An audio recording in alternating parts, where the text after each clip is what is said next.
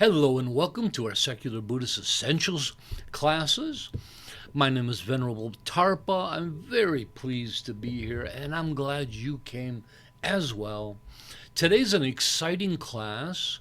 Of course, we're currently working on writing the Secular Buddhist Essentials text and we're going through it live and hashing out the details with our Sangha. Our Sangha adds so many brilliant questions and points that we're trying to take advantage of that.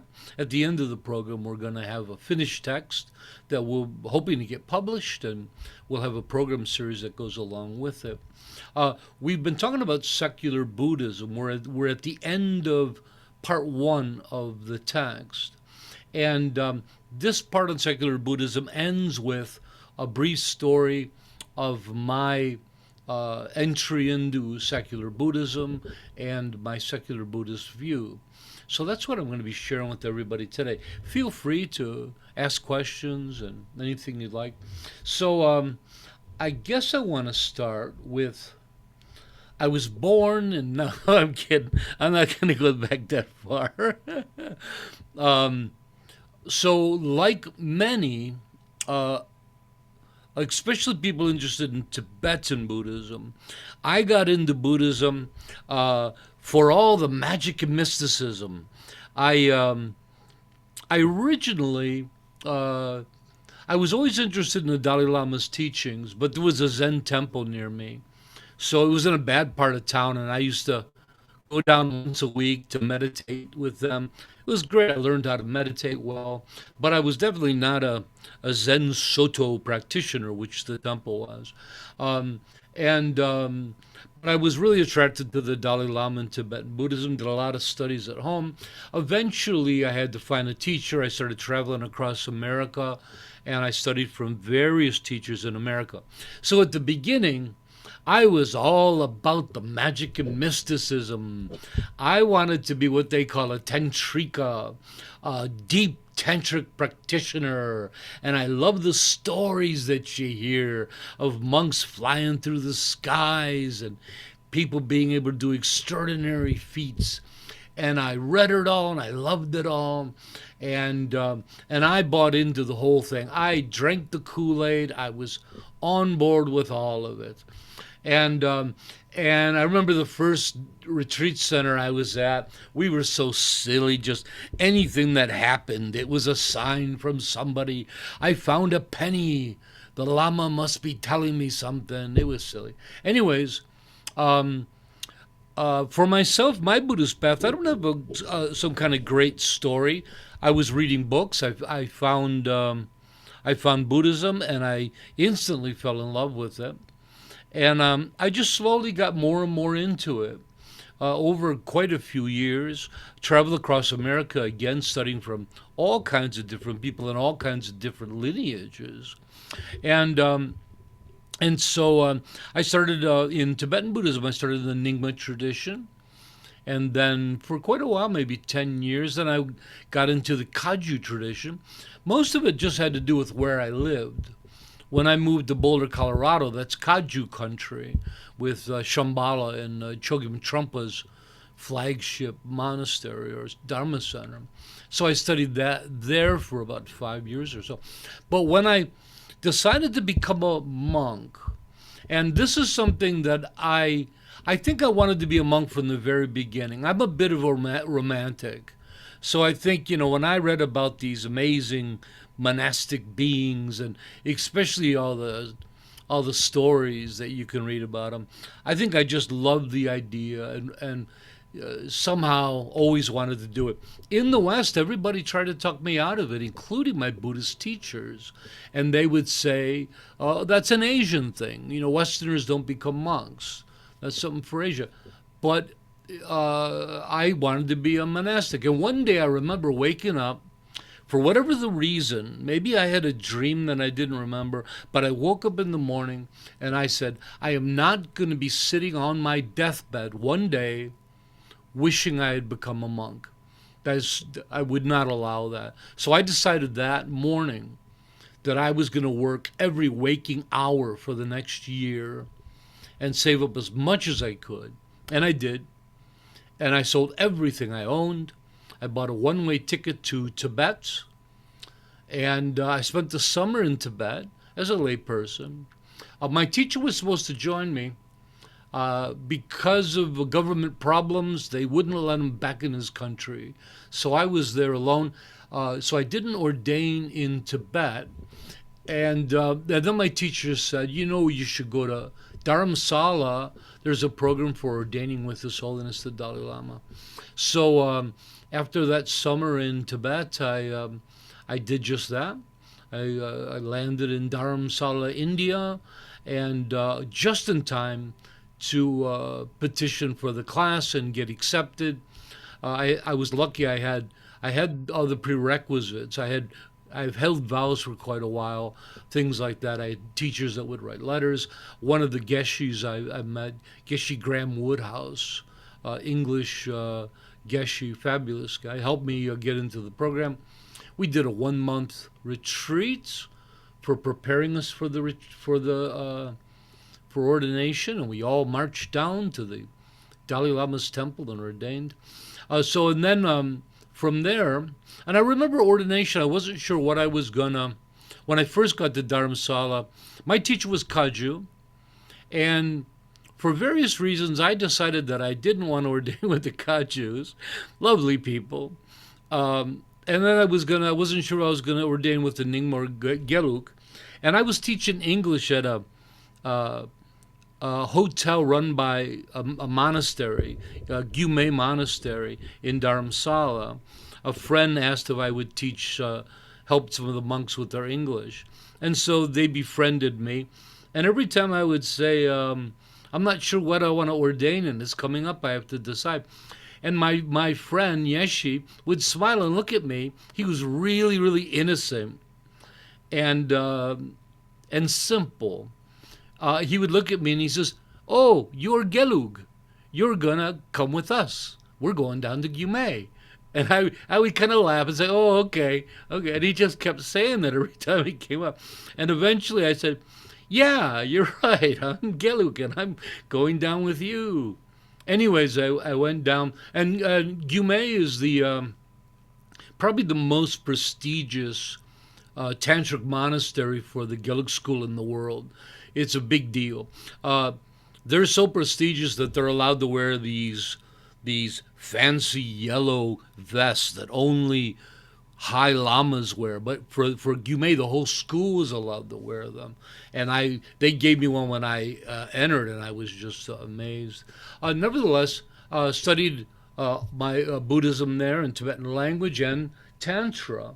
And I did all my tantric studies, all of that, and I studied there for 5 years before moving on to Serajé Monastery. But the thing that really surprised me in my education as a monastic was that the first thing you have to do is you have to do your sutra studies, which basically means foundational common Buddhism. No tantric or anything, Four Noble Truths, all that kind of stuff. And I remember being so puzzled that if tantra is the fastest way to enlightenment, why do I have to study sutra? Why can't I just go right into tantra? But nevertheless, you need to. And so I started my sutra studies. In Sera Monastery, they call their education system the path of reason. And that always stuck with me. What a fabulous name for a curriculum. And it was really that. It was a curriculum in critical thinking, in philosophy. And, they're famous for their debates and things. But probably one of the best systems in the world for teaching philosophy to kids, because the debate they do, the lively jumping around outside and questioning, the young kids loved it, and they learned how to philosophize, starting at age 10, right? Nevertheless, But I was still interested in it being a big fancy tantrika. And boy, in America, I had all this stuff. I had all the bells and whistles and flutes, and they were all lined up on my table, along with all the other practitioners. A lot of my instruments were made from human bones, which is very popular. It's supposed to remind you of death. I had a trumpet thigh bone. I had a drum made out of skull caps. Sounds pretty macabre, doesn't it? And we would do a lot of macabre practices with it. But I had them all the statues. But a funny thing happened. As I was on the path to reason, it actually worked. I became more rational. And it was actually the Buddhist path itself, traditional Buddhist path itself, that started to make me much more secular. First, I started to have some real doubts in, let's say it a different way. It started to become clear that I wasn't going to follow a tantric path. Couple reasons why. So in Sarah, along with my studies, I wrote a text called Tibetan Buddhist Essentials. Kind of worked as my final thesis for my education. 3 volumes, great big thing. You could download it on the website. It took me 5 years to write. I was going to follow it up with a text called Tibetan Tantric Essentials, and I did an immense amount of research for it. Got about halfway through. The beginning was a lot of history, and through that knowledge, it just occurred to me that this wasn't the path for me. It's not that I have doubts that Tantra works. I think it's quite possibly a very powerful practice. I don't think it works for many because it's an intense practice. It's the most complex and the most effort and time consuming Buddhist practice in the world. Hands down, it's intense. And though I had gone through the education, I had learned it all, to apply that in practice was just crazy. My school, Gume, they did 5-year retreats, which means solitary retreat, 5 years, practicing 12 hours a day. Now, that's the minimum to try to get something from the practice. Nevertheless, I thought that I wasn't confident enough in it to put that kind of energy to see if it works, right? I didn't feel like I saw a whole lot of anything happening around me. I've known, I always have to be careful I don't get myself in trouble criticizing other schools. But I also like to be honest. And I've known a lot of people on the tantric path, Westerners and Tibetans. Tibetans, quite possibly, there's something really profound to it. I didn't see much happening with Westerners. Still to this day, I don't think we really have enlightened Westerners that follow that tradition. So anyways, I decided I wanted to do a sutra path, something more straightforward. And then I found that it worked for me, that the simpler the path, the clearer it was for me, easier it was for me to practice, and the results were easier to accomplish. So I'm not an enlightened being by any measure. It did prove very effective for me, and I've attained some level of tasting some of those states. So that was one of so that started. So the path of reason may be so rational and logical that I just I couldn't do that. Now the whole time, I studied a broad range of everything. I've always liked that. And I always liked listening to people with different views, even if they disagree with me. I just, so in the monastery, I would study everybody, including all the different forms of Buddhism, which all my teachers told me not to. You're just going to get confused. And I studied Hinduism, I studied Jainism, I'd go to Mysore University to audit classes. And nevertheless, somebody was mentioning a guy called Stephen Batchelor, and make sure you don't read any of his material. That's the so that was the wrong thing to say to me, and I got my hands on some books, and as I always mention, I had to hide his books in my room. I had a special spot behind my other books that I would put them so the monks wouldn't see him and call me a heretic. Mostly the Westerners. The Westerners were very put a lot of pressure on each other. But nevertheless, I really enjoyed what I read.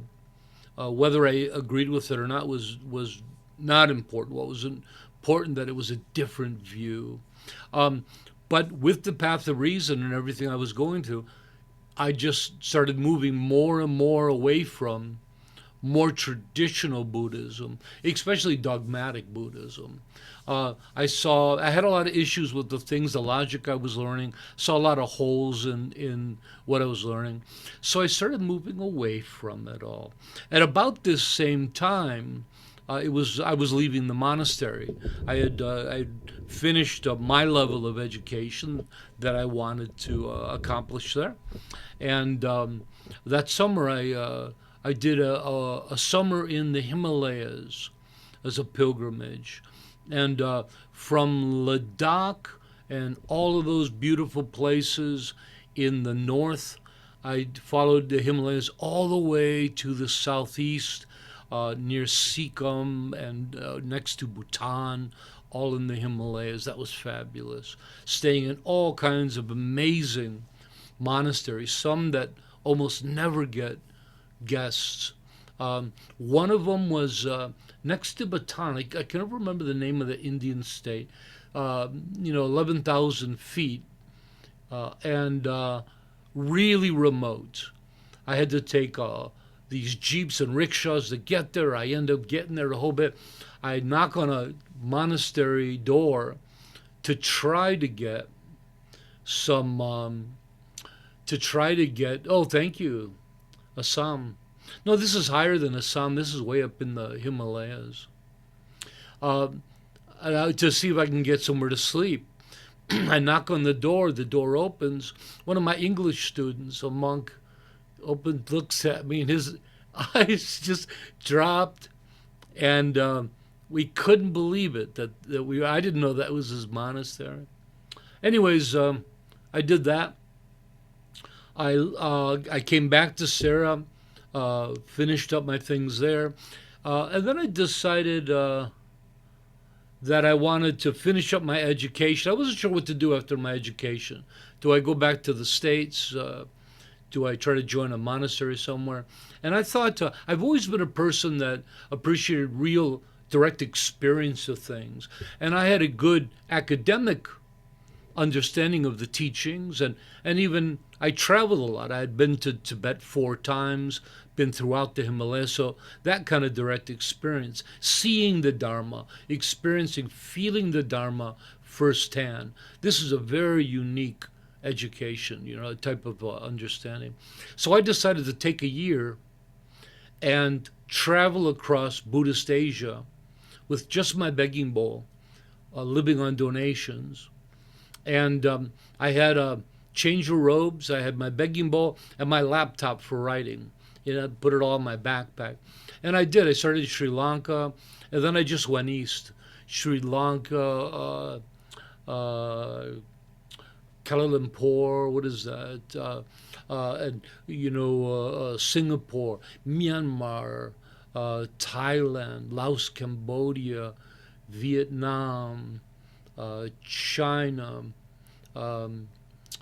Taiwan. Taiwan was wonderful. I did another trip back in China. I did another trip back into Tibet to visit my teacher in the south through Chengdu.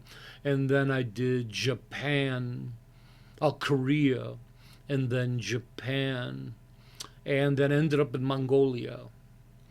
And then friends offered to put me up in Dublin, Ireland, after my pilgrimage. So, wow, wasn't that cool, huh?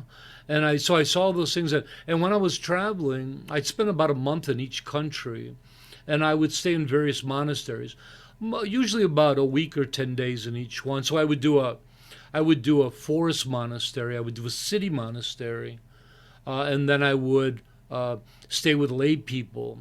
So I really got a real feel of each country. And I studied their Buddhism for the month. And I traveled all through and saw all the great Buddhist sites. It was truly amazing. So back to the secular thing. So this whole time, there was a couple of things going on in my head. One of them was I really wasn't sure if I wanted. I loved Tibetan Buddhism. It was uh, a great home for me. I ordained with the Dalai Lama. Exceptional. I appreciated all that. But philosophically, I just didn't feel like it was necessarily home for me. So part of the pilgrimage was to experience these other traditions and see if quite possibly there was a different home for me, or even temporarily. So a big part of it was examining monasticism. And again, I visited every Buddhist country. Bhutan's the only one I didn't visit because I couldn't get a visa. I wouldn't be able to get back into India if I entered Bhutan. So that's still on my bucket list. So nevertheless, I was searching through all the traditions and see if quite possibly there was a home for me. And then at the end of it, I realized there wasn't. That I found all the traditions just a bit too dogmatic for me. I hope that doesn't offend some of my friends of the other traditions, but that is a problem in Buddhism. I don't think it comes from the Buddha. The Buddha, of course, like the great words, famous Apa Seiko, come and investigate. The Buddha didn't share dogma.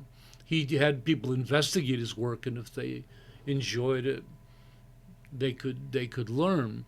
But the traditions have become quite dogmatic and quite battling each other quite a bit. Anyway, so I get back to the West. I'm in Dublin, trying to figure out what am I supposed to do now. And it just occurred to me that I was a secular Buddhist, and then the thought was, since I didn't have a home, the next logical thing was to build a home. So as I traveled through the countries, I met a lot of Western people who were visiting these places for Buddhism, and they all seemed to really enjoy listening to me share my more progressive views on Buddhism, and many of them really encouraged me to put together some material for them, for the world, on this more progressive style, which at that point I didn't realize it was secular, but I was moving in that direction. So I finally get to the point in Dublin that I realized that I'm going to have to build my own home. This is when well, shortly after that, I did a European pilgrimage of the same kind, staying in Buddhist monasteries all over Europe and Christian monasteries. But at some point, I think I was in Israel when the pandemic hit, and my friends urged me to get back to Ireland, which I did. And then that's where SBT started, because all of this, all of these horrible things are happening, and I wanted to help the world. And so the only way I could do it was to do it online. So I learned all the technology and social medias and everything. I started SBT. Wasn't called that back then. But as I started writing for it, as I started putting down these progressive ideas that all seemed to come together, and I realized that secular Buddhism would be the avenue that I'd want to take. And then I realized also that there are no secular Buddhist monastics, and I'm a monk. So one of the things I often get criticized for in some secular groups is that how can I be a secular Buddhist when I'm a monk with a title? And so the idea is most people see monastics kind of like priests in other religions, where they're the face of authority and they're the face of religion. I don't believe that was the original idea of monasticism when the Buddha started it. Remember that the Buddha, people claim the Buddha was the first to create monasticism the way we know it now. It's one of the oldest organizations in the world, and it was created by the Buddha himself as he believed the best path for awakening. And so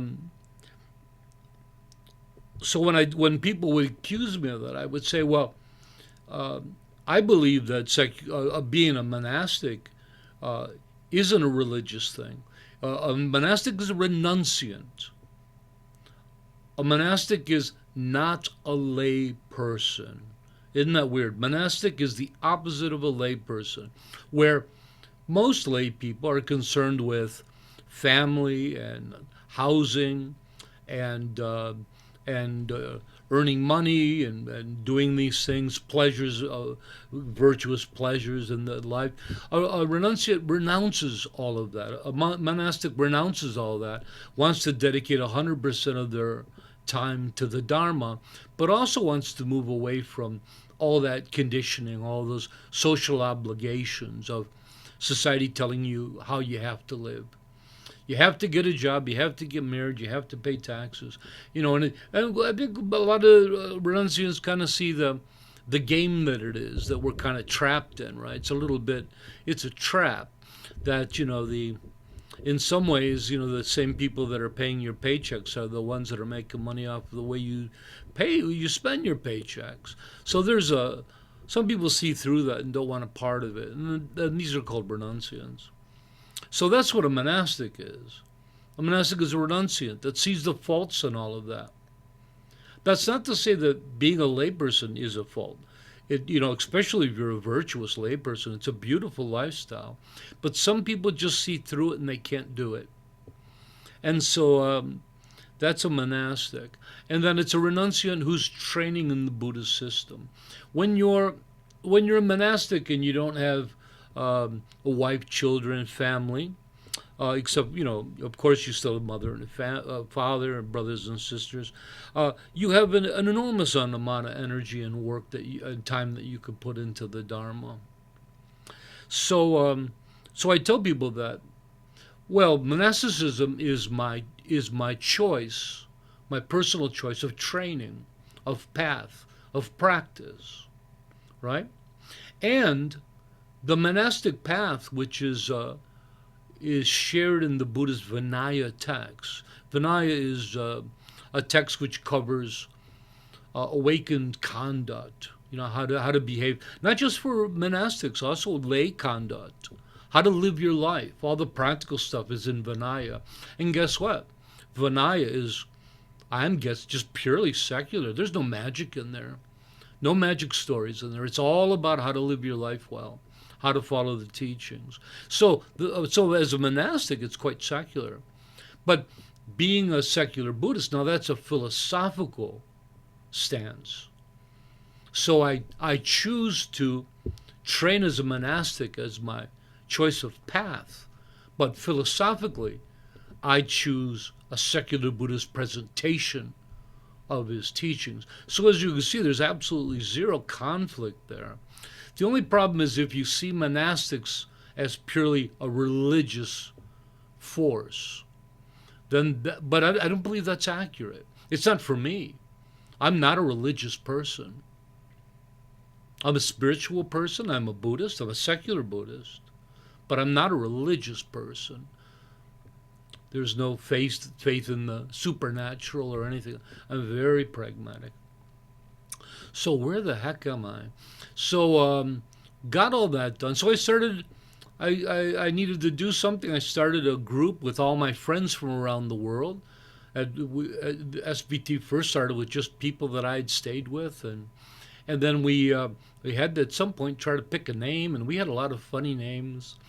The Lotus Group, and people had had funny ones. And then, but I knew I wanted to dedicate my life to monasticism. I like monasticism. I like what it stands for. And Buddhists that are against it, there's some people that are really quite against it. It's always surprising to me because it was the thing that was the closest to the Buddha's heart. The Buddha created the whole system. He created monks. He created Vinaya. It's extensive. The amount of effort that the Buddha put into Vinaya and monasticism, and remember that's monks and nuns, it's extensive. The Buddha also made it very clear that monks and nuns and laymen and lay women were all equal. He comments on that many times in the sutras. So monastics are strong practitioners, renunciants, but they're not better than anyone else. And they're also not supposed to be priests. Yes, they can teach. Hopefully, people appreciate the amount of energy and effort and skill and education that they develop and work at. But they're not. Nowadays in South Asia, monastics are worshipped like gods by some. But there's a lot of anti-monasticism sentiment going on in the world, that because they see some not holding up to the values that they think, just like all institutions. So in SBT, anyways, I decided I wanted to dedicate my life to monasticism as well as secular Buddhism, and I and I thought, well, you can only create monasticism through tradition. So I thought, wow, how about starting a secular Buddhist tradition? And boy, that was a really high bar to look at. Like, wow, is that something I could even do? Do I have the credentials to do something like that? So it was a big step, but we decided to do it, and we called it Secular Buddhist Tradition. So for a lot of you who wonder why we use the word tradition, it was for that purpose, so we could create secular secular Buddhist monastics. Oh, I guess I'll take a break there. Anybody want to know anything? There's a question. A couple, let me look here, Tarpa. There's a couple. Sure. Can you read them to me? So sure. Well, Shiva was just trying to figure out the place that you were at first, but then he said regarding the point that the Buddha created the monastic order, weren't there Jain monks before the Buddha, some other Sarma traditions as well? Well, the story goes, and I don't know how accurate it is, that Shramanara is in the beginning, there's Brahmins and Shramanara. Let's say at this point in Indian history, you have the Brahmin, which are householders mainly, and you have the Shramanara, which are forest dwelling spiritual practitioners. The Brahmins are doing a lot of rituals for good harvests, for healthy kids, that kind of thing. The Shramanara are into more contemplative practices. They're kind of living in the woods. The Jains emerged from the Shramanara. So I think in the early point, the Jains they're not necessarily monks, more that they're ascetics, but not necessarily monks. And then the idea is that Buddhism comes from that same lineage, from Shramanara to Jain, and then Jain to Buddhist. And each group continued to exist. And then the idea is that the Buddha was the first to really organize a monastic order with uniforms. Everyone had shaved heads. Everyone had their right arm showing. The robes were in a certain color. Before them, it appears that there were just millions of different practitioners and all kinds of different robes. Probably similar to the modern yogis in India that cover themselves in ash. Some run around naked, but lots of hair, not a lot of clothes. The Buddha kind of did the opposite. No hair, shave everything else, look clean, gave everybody an outfit. So, but I've heard on many occasions historians claim that the Buddha was the first one to create the monastic order. But if please do your research and let me know if I'm wrong. When you study for as long as I have, you have so much bits of information from so many sources. It's really hard to kind of weed it all out. The one thing my mind does do a pretty good job of, it remembers the ones that I think are pretty legit. So I might not be able to know the source, but I do have a feeling that came from a pretty good source. Anyways, I hope that helps, Shiva. Oh, Nandak, please. Yeah, I had a question about your personal experience in monasticism. I guess a question of like, how do you survive with no income, like relying entirely upon the generosity of others? Like, how do you make it, basically? Yeah. Well, they feed you. So first of all, Yeah. it's funny when I was first getting ready to leave for Tibet, and I remember at the time I was a piano teacher, and I started telling my close friends, some of my students, family, that I wanted to go to Tibet and become a monk. Of course, you can imagine most people thought I was crazy. My family saw it coming. They didn't think I was crazy. They just said like, "Oh, it's about time you finally do this." Um, but a lot of people would say, "What do you think? You're just gonna go over there and they're gonna let you study and become a monk?" And I would say, "Oh, I have no idea. I don't have any idea what'll happen. I'm gonna go find out." But oddly enough, that's really what happened. Um, and it just so happened it happened in a big way for me. But a monastery takes care of your needs. Monastery takes care of your food, your your educational books, robes, things like that. Usually robes, you have a sponsor will buy those. And then also monasteries give a little bit of spending money to all monks. You have to go to the pujas to get it, but you go to a puja and you pray for an hour or whatever, and they come around and they give all the monks 20 rupees, and so you can live off of what they give you. I was so poor. I had one person that sponsored me from America, and they sent me, I don't know, $20 a month. And I remember I just had enough money to buy a cup of tea every day. That was so that's where I started. And the monks, my friends would say to me, "We've never met a Westerner like you before." And I said, "What do you mean?" And they said, "You're poor like we are. We never met a poor Westerner before." And but what was also funny, my teacher said to me, don't tell the monks you're poor. No one will respect you." So there was a lot of back and forth going on in the monastery. It wasn't so, you have that beautiful idea in your mind that you go to this peaceful place with enlightened people, and there's some of that. Some of that's there, but actually everything's there. There's a lot of people that are in monasteries just for convenience. That it's especially in India, because people that fled Tibet and don't have family or place to go, they could all go into the monasteries and be taken care of. So the monasteries there were a lot like refuge centers, and a lot of people there not really caring to be monks. It could be temporary. Others, their families had them become monastics, and as they get older, they don't want to. In fact, most of them wanted to become football stars or singers. They all wanted to become Justin Bieber. Yeah, you got a lot of things going on in the monastery. But then it was the same thing on my pilgrimage across Asia.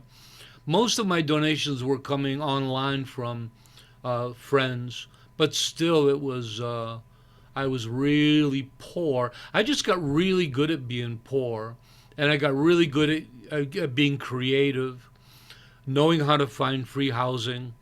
The monasteries would feed me. Mostly, I just had to worry about bus tickets and train tickets. Most of my travel was planes were too expensive. I only took them if I definitely had to. And luckily, I didn't get sick. That was one of the big concerns. I've always been a really healthy person, so I didn't get sick. I did get bit by a few dogs here and there. I had to get rabies shots for them. Yeah, pretty cool.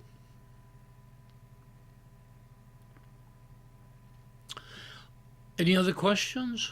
Should I go on? I was going to talk about my Buddhist view. And I've talked about this, I think, throughout the last couple of weeks. But at this point in the text, that's what I talk about. And maybe I'll just peek at my notes here to make sure I cover anything. So again, my view, a lot of discrepancy comes from the actual term secular Buddhist. Some see the term being a purely secular form of Buddhism, where anything mystical, magical is rejected, and it is purely secular. And I can't say whether that's right or not. I can tell you that's not a tradition that I want to follow. For me, I see secular Buddhism as a spectrum between secular and religious. In particular, secular or atheism, in some cases, scientific method, and traditional Buddhism. Now, the advantage to this is that people can choose for themselves. I'm a great example. I became a secular Buddhism because there was just way too many things that I couldn't agree with. So I often, my monk friends that ask me about secular Buddhism, I often tell a funny story. I said, well, say, all of us have parts in the Buddhist texts that we have problems with, that we can't accept. They're just a little too supernatural. And the monks will nod, oh yeah, the Buddha being born out of his mother's side, and as a baby he starts walking around. Every step, lotus flowers appear. He can recite mantras, and I don't know about you, but that might be a little bit of an exaggeration. Or the story of the Buddha teaching the Abhidharma to his deceased mother in the heaven realms, and walking down a golden staircase to the earth to share it with us. Although the Abhidharma doesn't come into existence for 300 years after the Buddha. Or the Buddha talking to serpents of wells that are in charge of all the water for villages, and urging them to stay and keep the villagers nicely hydrated. So there's a lot of stuff. So I had a problem with a lot of this, not let alone to mention like the realms of existence, the hells, heavens, demon realms, animal realms, God realms, mystical or mystical supernatural creatures like nagas, which are serpent, snake, fish-like people that they claim are all around us. But when it came to something like rebirth, well, that didn't seem so far-fetched to me. And I've often talked about my logic for having a belief in rebirth. I don't know if it's true. To me, interesting hypothesis. Out of all the hypotheses, what happens to us when we die, I think that was the most likely for me. Everything in life is cyclical, right? Even humanity as itself exists cyclically, with the passing away of some of its members and the birth of others. In a sense, humanity itself is a product of rebirth, right? So anyways, I didn't have a problem with rebirth, but many secular Buddhists do. So the idea was, do we all have to agree on what we believe or what we don't believe? Isn't that just like the religion we're all stepping away from, right? Isn't that just like when you become a certain religion and they hand you a book and they say, here you go, here's all the beliefs you're going to have from now on, right? All of them? Oh yeah, you can't pick and choose. They're all yours. You gotta claim they're all right from them. And so that was fairly ridiculous to me. So we can be secular Buddhists for different reasons, right? And we can have different thoughts about what's accurate. Some people don't like the concept of karma. To me, karma is a very rational aspect of life, principle. There's nothing mystical, supernatural about that. So anyways, this idea that secular Buddhism is a spectrum, so people can choose for themselves what they believe and what they don't. SBT is not about teaching belief. Belief is personal. We use the word belief because we don't know. If you knew, you wouldn't say believe. You'd say, I know it, right? So belief, we don't know. It's a guess, right? It could be an educated guess. but it's personal because we can't prove beliefs, right? We can talk about likelihood, a lot of things, but we can't prove them. So they're personal. And that's where it should be. People should be allowed to make up their own minds. So to me, secular Buddhism is this beautiful, expansive world that all of these views can come in. There is no central view. There's a central curriculum that we share, that we hope everybody can gather around, right? It's a rational curriculum of the Buddhist teachings. We do it in the most open way we can. And as you notice, we teach not one view, we'll share all the views. We'll say, oh, the Theravada say this, the Tibetans say this, the Zen say this. I might even share that I think maybe it's more like this. But in the end, we give you the information. We say, what do you think? And you create your own view, right? So secular Buddhism is the way SBT sees it, is a spectrum of beautiful views that's open to everyone. People that are deeply into traditional Buddhism, believing in all of that, they're very much welcome here. And then strict atheists that reject anything that even smells like religion, they're welcome here. But the extremes do have to be careful. They have to respect everybody else's opinions, because we're all in there together, right? So this is my idea of secular Buddhism. And then the other part of SBT is that where many religions, they want something from you, right? You're there, you have to follow the dogma, you have to abide, you have to do their ceremony. SBT is the opposite. We wanted to turn that on its head, where SBT is there for you. We expect nothing from you for us. We live on donations, but we don't ask people to give. We ask if anybody would like to. We don't go to certain individuals. We don't tell you have to help. So, anyways, SBT, as we often say, we were created for one purpose: to support practitioners. Period. And in my story, originally it was the idea of supporting monastics. And of course, the idea of lay people has always been there with that. I don't preference helping monastics more than anyone else. I just mentioned monastics because that's a unique thing of us. Like the Buddha, monks, nuns, lay men, lay women, lay genders, anywhere in between of those, are all equal in SBT. In fact, we don't like to use the word monk and nun. We like to use the word monastic. So any of that sense of gender is eliminated. And maybe instead of saying lay men and women, we should just say lay practitioners, monastics and lay practitioners. So any beautiful choice in that gender rainbow is absolutely welcome. So as you can see, this is just the most open, inclusive thing. I think it's quite unique in the world. So this is my idea of secular Buddhism, and that's my secular Buddhist view. Any thoughts or questions?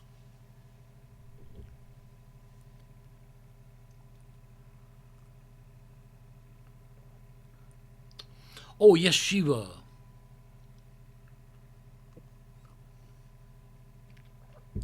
I think you're muted, Shiva. Or you were just giving a thumbs up. Nobody has any questions? Yeah, Simon, please.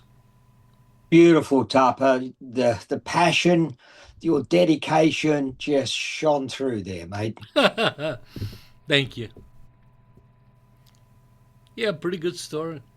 Yeah, beautiful. And I got a lot more detail. Like, when I was in Lhasa, Tibet, what an experience I had there. You have to write that book, Tarpa. Yeah, people keep urging me to write a book, Tales of a Wandering Monk. Yeah, and so I was a wandering monk for a long time, and even coming back to the States, I've been staying with students for an extended amount of time. I've been here at Nawang's for about a year and a half, but still, I'm homeless, I'm poor, and so in a sense, still a wandering monk. Where is the story? Headed, what's the next chapter? Oh, that's an exciting question, Patrick. So, the next thing, so we've been an online community from the pandemic, and we've enjoyed it very much, and we want to continue that. There's such an advantage to it, especially because we're an international group. I think we always want to be known as an international online sangha, but we also know the advantages of having an in-person physical center somewhere. And that's for our online sangha. So all of you lovely people could actually come meet me, train with me. And so starting a great plug for next, starting in April, we're doing a giant fundraiser because at the end of April, I'm headed to Asheville, North Carolina, and we're going to try to establish a center or a monastery there. And we're still very poor. We're going to really need some help to get some donations in for such a thing. Once it's established, it's going to be free for everybody to come. We can do yearly festivals where the whole Sangha could come and do workshops, and we can do meditations and just have a whole lot of fun. So that's the big challenge. Shortly after that, I want to do the same in the UK, maybe in North England, and have a center there for our UK for our European Sangha. A lot of it has to do with healthcare. That if we have people that want to come and train, especially as monastics, healthcare is an important thing. So that's important. Yeah.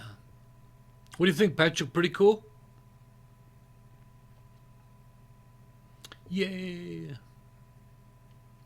I love it. Yeah. David, please. It's just a reflection, Tarpa.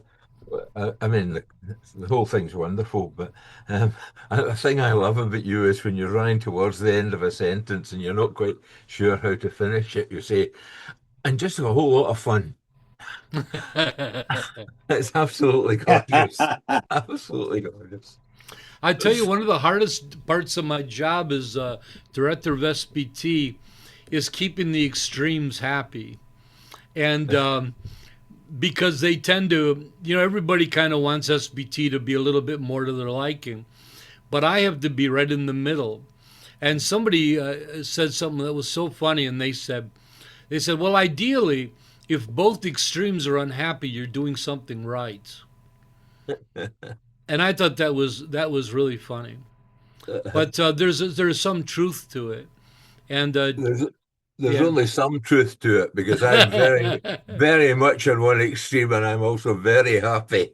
Exactly, David. Exactly. Yeah. You're right. It's something we had to go through. And I think we all learned a lot, but I think with new members that come in, they'll have to go through it as well. And there's a lot of different things. Like I founded SBT on the premise of offering clear, I wouldn't say simple, but just clear instruction of the Dharma.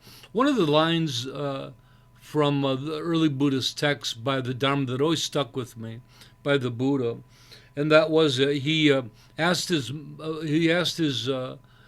practitioners to teach the Dharma in common language that could be understood by the farmer and the scholar. And SBT's founded on that. So, I urge all of our instructors when they do things that we don't use Pali terms, we don't use Tibetan, Sanskrit, and some really like it. And they say, well, we should really, I said, well, what tradition do you want to use? Do you want to do it in Zen? You want to do it? So the idea is just do it in English. And they seem to say that, the original Pali or something has more clarity. And I said, well, clearly you have to define all those Pali terms because nobody speaks Pali. And they say, yeah. And I said, well, why don't you just define the English term and help them understand the English term? So, but that was the idea of offering a simple, clear teaching to everyone. And I often get a little push where people think we should be more traditional, more academic. To be honest with you, I went Gume and Serra monasteries are some of the highest of the monastic universities, the extremely academic with the Gillig school. So that was my education, extremely academic version of the Buddha's teachings. And to be honest, I just didn't see a lot of signs of it being successful with people. It seemed to make people competitive, and it seemed to introduce a lot of self-centeredness and pride in people. I find I think, especially for Westerners, I think a simple practice actually works. Because simple means you can understand it clearly. If you can understand it clearly, you can practice it and get results from it. So my opinion is that for Westerners, simple approaches really work for us, and I can say it works because I'm training people in it, and our sangha, our members are awakening. They're tasting that awakened state. So I think it's exciting where we're going. Don't worry, I'll cut all that out of the recording. I'll bleep all the traditions that I picked on. The boo tradition is a little bit. Oh, have I bored you enough? I took up a whole hour. Anyways, from where we go in the text now, I'm not quite sure. I'm modeling this text a bit off of my Tibetan Buddhist Essentials 3 series text. In that, the next part is talking about modern Buddhism, Buddhism in the 21st century, and then it also talks about modern views, Buddhist views on modern topics. And I'm not sure how much of that I'm going to include, so I'll do some thinking. If anybody has any thoughts on that, please let me know. I'd love to hear what you say. But I think we'll end this part one with modern Buddhism and Buddhism in the 21st century. That'd be a What did nice you conclusion. What do you mean by Buddhist views on modern topics? Like what particular topics do you mean, Oh, Tarpa? things like they didn't have in the Buddha's day. Maybe people are interested on Buddhist views of abortion or euthanasia, gay rights, all of these things. And I did that in the Tibetan Buddhist Essentials, but the fact is all the traditions could have such different views. And then from a secular Buddhist point of view, being agnostic, we would just say, it's just up to individuals. We can't, our job isn't, other than things like murder, we would condemn, of course, right? Genocide, discrimination of all kinds, secular Buddhism would be against. But a lot of the other things, euthanasia, I think as a secular Buddhist, we wouldn't have an opinion. We'd say, talk to your doctor, do the research, right? We don't have a supernatural view of when the baby. I think the big argument there, without getting into it, is like for abortion is like when a baby actually becomes a human being or not. So, nevertheless, I think I'll skip that. David, I hope I didn't start a can of worms. Yeah, yeah. You said there are things we would be against, like mass murder and things like that. Um, is there anywhere a kind of list, if you want, of things that as secular Buddhists we're Yes, just against? yeah, there are vows. So you could look at the refuge Yeah. vows. You could look at the 10 skillful and unskillful actions. That's a pretty good start. But so yeah, that's a pretty good start. That's Okay. the basics. Thanks. I don't believe they don't talk about discrimination, but if you look into the 10 virtuous acts, the idea of practicing goodwill, all the others. I mean, it's kind of implicit in all of them. Heather said she would love for you to do a deep dive into those topics. Yeah, but but I'm not sure if this text is the place for it. Well, anyways, we'll think about it. Yeah, let me know. Hey, with that said, why don't we end today's class with our altruistic affirmation? May all be healthy, may all be prosperous, may all be well, may all be present, free of past regret and future worry. May all abide in constant appreciation, which is the source of great joy and contentment. May all realize their true nature and the true nature of reality, which is awakening. Thanks everybody for coming. Thank you, Wamo, for doing tech support for me. That was so kind of you. I had a lot of fun. I hope my little tale was interesting to everybody. Maybe even a little teeny bit inspiring. Oh, And so, good. Okay, Anybody whose questions didn't get answered, you can put them on WhatsApp, and Tarpa will see them there. I sure will. Bye-bye, everyone. Thank you. Bye bye. Thank you very much.